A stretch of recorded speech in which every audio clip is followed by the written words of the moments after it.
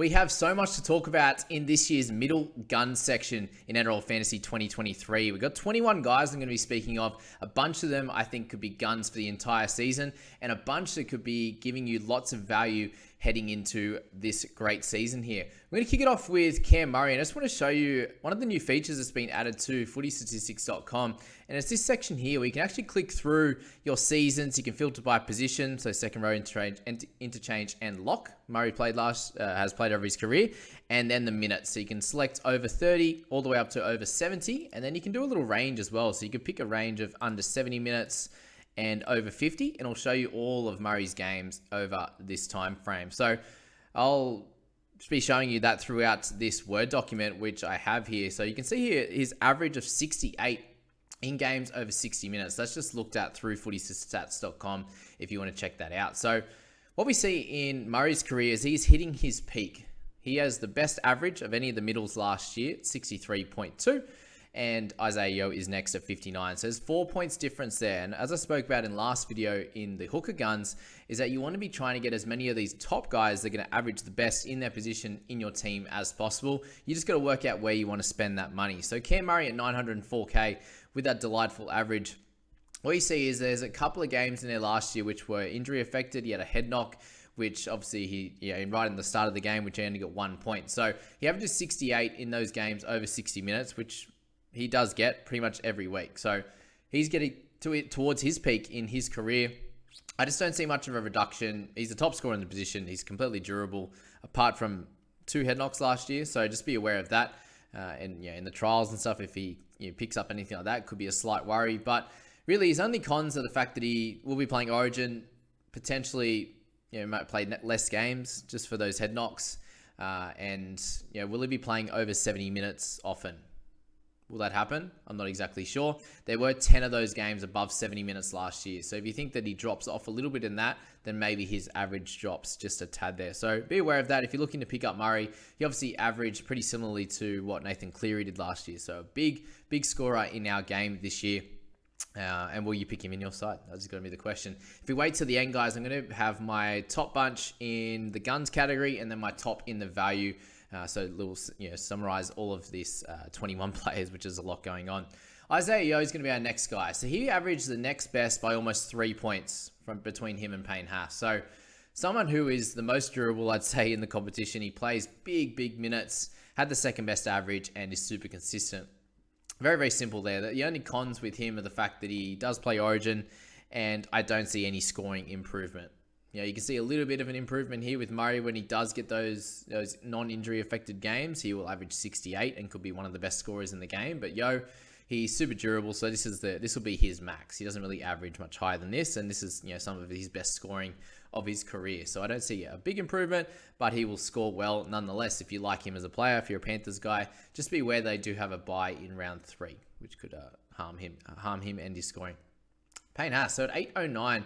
An average of 56.6. So for him, he is someone who's averaged a lot more in his career, but we do see a few issues with him straight off the bat, which I'll go through right now. There's just so much going on between injuries. Unfortunately, his mum's not well, and really he's not going to have a full preseason. So is he going to be able to perform at his best? He had a bunch of games last year which were injury affected. He was carrying his shoulder for a lot of the year, and he still averaged 56. So if he can get back to his best, a lot of people might think it's at the start of the year. It might happen in round 4 or 5, but you can select him whenever you please. I think he's going to play a factor at some point, but maybe not from round 1. It's hard to pick someone at 809K who's not going to be ready from day dot. So his pros though, 62.6 average in 50 to 70 minute efforts there. So that's very much normal for him. He had games in the past where he's gone over 70 into the 80s, but we're going to take them out and just show that average there over his career in those minute efforts is 62.6. So that's obviously giving you a fair bit of value and gets him up to that price of 900K. So that'll be 100K in value, and you spent that 100K less, which is great.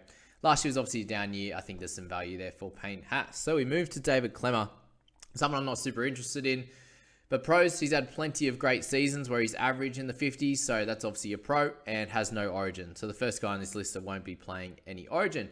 The cons is he had 11 games over 60 minutes last year for an average of 58. So only 2 points in value and over 60 minutes. I just don't see him going for that many games over 60. When you had guys like Joel Fengawe who had those big minute games last year, they're going to have to share that. They got Isaiah Papali'i is going to play big minutes on an edge, for example. So I just see as a bit of a negative there. And his attitude, we're a little bit worried about that. He obviously got moved on from the Knights for a reason. How's that going to go at the Tigers in a team and a club that's in a little bit disarray? Doesn't function perfectly well. We all know that. So how's that going to go for him? That's a big question mark. Joey Tarpany at 790k. He's a very interesting player in this Raiders outfit.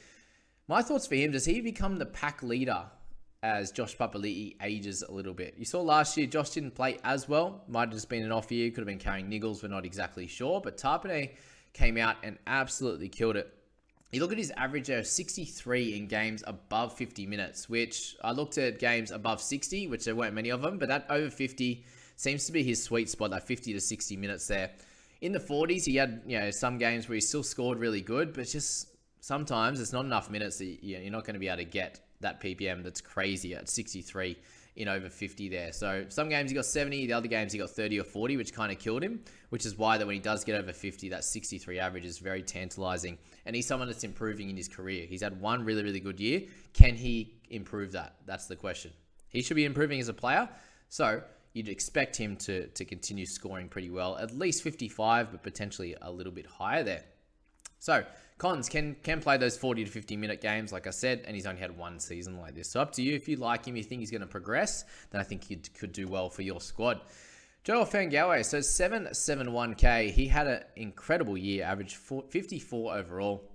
You see here that games over 60 minutes, he did average 59. But as I said, there's a little bit of a worry between him, Clemmer, Isaiah Papali'i, Bateman, who are going to be big minute guys, if there's those minutes available. I just don't see it. So that's my main worry with him. But if he does happen to get minutes like that, if there's injuries, he has super consistency, and he is obviously improving. This is his first big year at the Tigers. He was previously with the Broncos, for example, but had an awesome year there. Cons to 70 forwards, as I said, I don't think the 60 minutes available. And is he a one-year wonder? Ryan Madison, so 771k for him, averaging 54. Pros for him, I see, obviously super consistent through the years, has been a 50s to 60s scorer in the past. He's had a new role last year, playing through the middle. Will we see some new role improvement? Will he have a big role? I think he will. Isaiah Papali'i's gone. Obviously, Sean Lane's doing his thing, but Madison through the middle, I think is going to be pretty important. But will he play off the interchange again? Will Hopgood start? There's plenty of questions there, and that would be why I'd be staying away.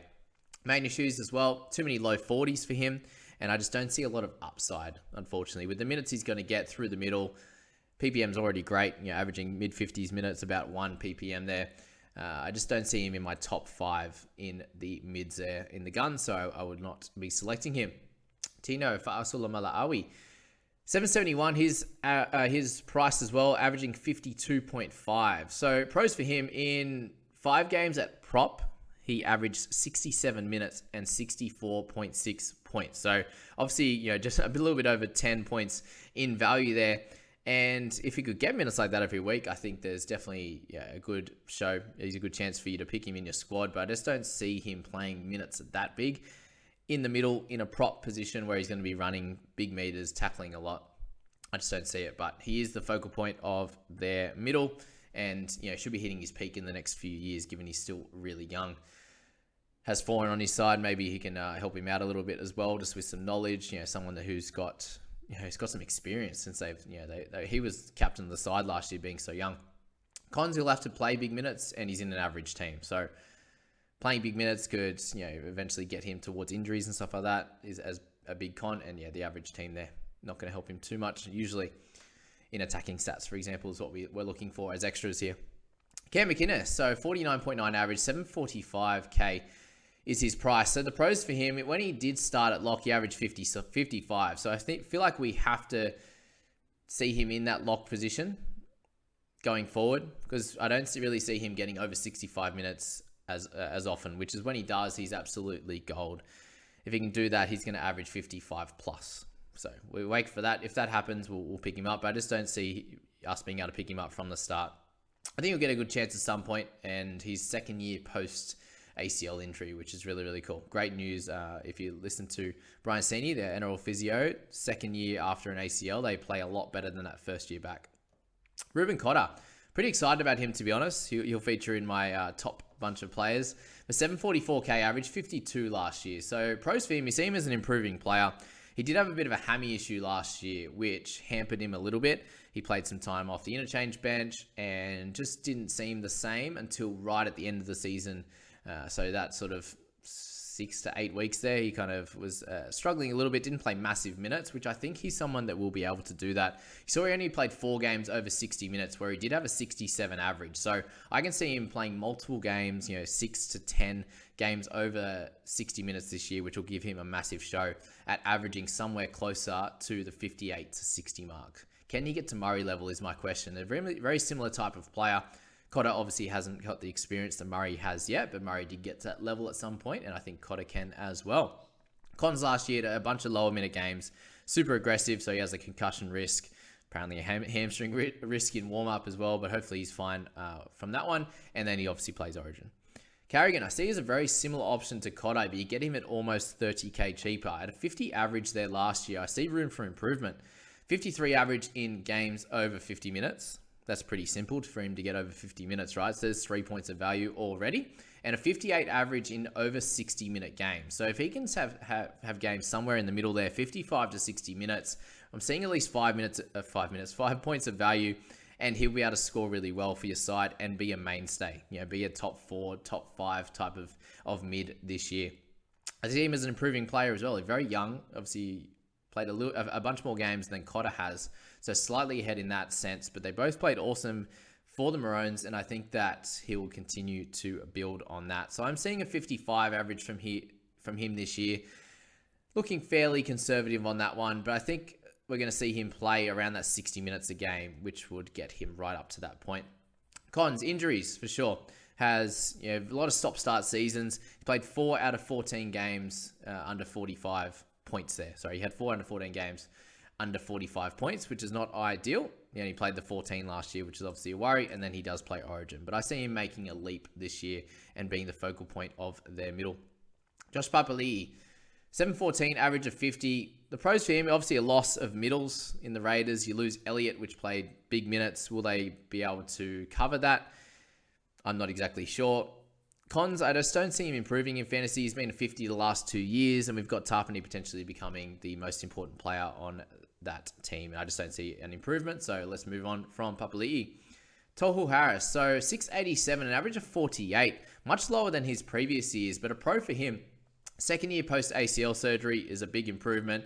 His minutes went down a little bit last year, which we'll speak about in a second, but big minute middle forward. He still averaged, close to that 70 minutes. And I think he should average 50 plus. Cons for him. The PPM was down considerably.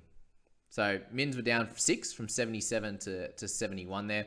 He was averaging over 60 when he played those big minutes. And now he's averaging 48 to 50 when he was playing that sort of 68 to 70 minutes there this year. So a bit of a drop. Can he get back to that? I think he possibly can. And I definitely see some value over that 48 average, somewhere in the 50s this year.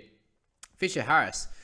Personally, I don't see much value in him. A 685, average of 48. Very consistent scorer and has no origins. They're the pros, and then the cons, just the upside. And I just don't see him as a keeper. I don't see him averaging anywhere in the mid-50s, which he never really has. He has stretches where he can be a good player, like over Origin, for example. But overall, I wouldn't be starting with him either. Maxi King at 657, averaging 46. Pros for him, the no Origin is going to be great. A young player on the improve, who's going to get the big minute role? That's the question. Is it King? Is it going to be Thompson? But the cons there, 47 average in 52 minutes, so priced accordingly. Does he get 8 extra minutes? If he does, there's going to be some upside, but I just see him being a 50 to 55 minute forward, which is still great. There's not many of those in the game, so I really don't see a lot of improvement for Maxi King as much as we loved him last year. Welshie, 638, average 41. They've got him at, obviously, that one game last year. Pretty well priced accordingly. He's someone that has average mid-40s his whole career. So, really, that's a con. He's not really going to be a keeper. He's coming off an Achilles tear, which is a big worry. Never a keeper. I just don't see a minutes increase. He's going to be somewhere in that mid-50s already, which he has for the last bunch of years. He will be the focal point, the leader of that weaker pack, though. He's an offloader, which we saw last year was going to be great. Unfortunately for him, he only got to play the one game. I think he's the slightest bit undervalued, like a point or two. Maybe he's a 43 average type of guy. So I don't really see him as being a great option. Move to someone like Mitch Barnett, who I think has some definite upside. I could have thrown him in the edge video, and just to throw it out there, guys, I did put Nat Butcher in the edge video. Could have put Barnett there as well. But he moves to the Warriors. He is a dual position mid and edge, which is obviously gold. 617K and a 43 average. So puts him pretty low and potentially some upside if he can get big minutes. So what we see as a pro for him is that dual position. He averages 50 on an edge. So it looks like he will get an edge position on the Warriors with Tohu Harris being in that 13 role. And I think finally in Mitch Barnett's career, he will probably get a spot long term. And if he can do that, we saw what Aiken was able to do. We've seen what Tohu has been able to do on an edge. You know, they seem to play their edges some big minutes. So I can see him, with at least 7 points of value there. He's 50 average on the edge. That's over his whole career. And last year, averaged 54.8 in that 5 games that he played on the edge there. So I can definitely see him as undervalued. The cons, obviously a bit of a hothead. He threw punches last year, which didn't work out so well. He had a big suspension for that. And he's someone that gets moved around positions a lot. So hopefully he can lock that position down. And if he does, I see some big value for him, Mitchy Barnett. No for to wake up. We got 4 guys left here. Thank you all for staying so long. 614K, averaging 43 last year. The pros for him, the first 2 seasons he played great and was averaging up close to the 50 mark, and would show value if he can repeat that effort, which is obviously hard to do. Especially when I know you just don't feel like he has a lot of guidance up there in the Titans with his other experienced forward being like a 22-year-old in Tino. So yeah, Cons, very poor year, and I feel like he's too risky to start. I just don't see him becoming a keeper. He might have a period at some point in the year, maybe through the middle, where he can provide some value with him probably not being in the Origin setup. But yeah, very interesting type of player. We got 3 interesting ones to finish now as well, with Nelson Asafa Solomona at 612K, average 42.8. You look last year, anytime he got over 50 minutes, he averaged 51, which was great. I feel like if he splits time on an edge, which he actually did a fair bit to the back end of last year, part of me feels like, Kafusi was out for a bunch of it, which makes sense why he slid over, but they were preparing for next year already, knowing that Kafusi was going to be gone. They knew Bromwich was going to be gone, and he actually played really well on that edge. So I can see him either splitting time on that edge, and if he actually gets named there on game day, round 1, he will get dual as well, which will be pretty exciting. So I think if he can split time between the edge and the middle, even if he plays the majority of the game on the middle, gets over 55 minutes, I'd say, on an edge even, he would be able to average somewhere around that 50 mark. And that's obviously plenty of value there at 7 points. But the only cons is the fact that it's obviously an unknown role until the trials. Lukey Thompson, so 612K for him, 42.8 average. Will he be the focal point of the attack, the pack, sorry? Between him, Maxi King, Ryan Sutton, these types of guys, there's plenty of minutes there that need to be shared around. And will he get 60? He had a little bit of an injury-affected season, which could be a pro. Obviously, hopefully be able to string a bunch of games together would be great.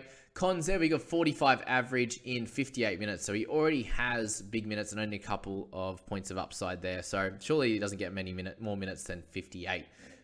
Unless it's one of these guys that's getting a 70-plus minute role, but I doubt that. And lastly, Adam Elliott, a 606K, average of 42.4. So the pros for him is he's averaged 50 in 60 minutes. So that provides 7.5 points of value if he was able to get something like that. And I see him moving to the Knights and being able to get some type of role in the middle, playing for 55 to 60 minutes. So if he can get that, there's definitely some upside. Workhorse, he is. Works really hard. Obviously, that's a good PPM in big minutes, and he has attacking upside. He has the offload in him. He has a try assist. He has a tackle bust in him as well. The con at this stage, we just aren't sure of his role, which we'll find out a little bit more about that in the preseason. So the guns, my top 6, and yeah, these are the top 6 that I would pick in order. Haas is going to be picked at some point, so just for round 1 at this point, it might change come preseason if he's absolutely killing it or if he's feeling great and doing well. But Murray would be your number 1 pick, just being the top scorer. I think Carrigan and Cotter, very hard for me to split. Right now, I really like Cotter. He's that 20K more expensive, but obviously playing for the Cowboys is probably have a slight edge for him myself. But I think Carrigan is going to be a great choice with Cotter. Isaiah Yeo just being the 59-point gun, but you are paying for that with no upside. I think there might be a little bit of upside with 2 and 3. Joey Tarpany, potentially some upside as well. And Payne Haas has plenty of upside if he can get to that, but I have him at the bottom for now. In terms of value, I think it's probably in this order. If Mitch Barnett can get that spot on an edge and you know he's going to get 70 plus minutes, then he does average 50. It's just really clear. He's done it for a long time, whereas Elliott hasn't done it for a long time. That's why I have him in second, but I see about the same points of value, 7 to 10 with both of those guys for sure, and could end up becoming keepers in your side, being really consistent, not playing Origin. Tohu Harris, I have slightly above Nelson, but I see both of them having a little bit of upside. Harris, just because he's done it for a longer period of time, second year post ACL, and a clear, clean off season, hopefully, will be great. He just didn't seem to move as well last year. And then Nelson, if he can play a fair bit of time on an edge, I see him having a ton of value. So that is that video, guys. The mid superstars. I hope you enjoyed that. I hope you got plenty of value out of it, and we'll see you in the next one.